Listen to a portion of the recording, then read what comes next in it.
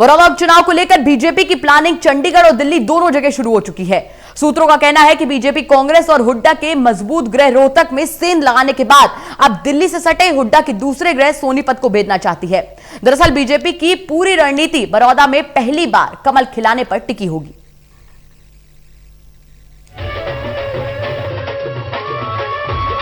बड़ौदा उपचुनाव में पहली बार कमल खिलाने की रणनीति बना रही बीजेपी सारे विकल्पों पर विचार करने के बाद योजना को अमली जामा पहनाएगी। सूत्र यहां तक बता रहे हैं कि सीएम के दिल्ली प्रवास के दौरान बाकी मसलों के अलावा बड़ौदा उपचुनाव पर भी गंभीर चर्चा हुई।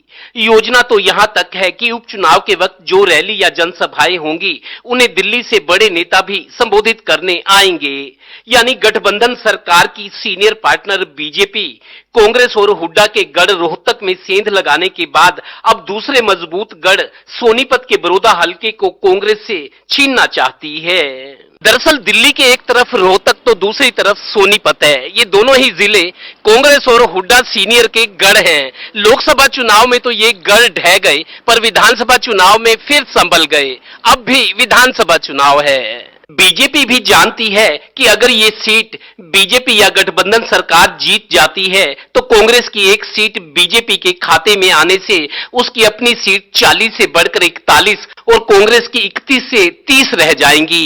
इससे बढ़कर ये भी कि बीजेपी का जादू बरकरार रहने का मैसेज जाएगा और रोहतक के बाद सोनीपत हुड्डा कांग्रेस का एक और गढ़ बीजेपी की तरफ सरक जाएगा।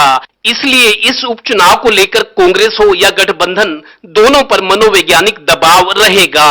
वैसे बीजेपी प्लानिंग, इंप्लीमेंटेशन, कोऑर्डिनेशन और मार्केटिंग में कांग्रेस से कहीं आगे है, बाकी राम जाने।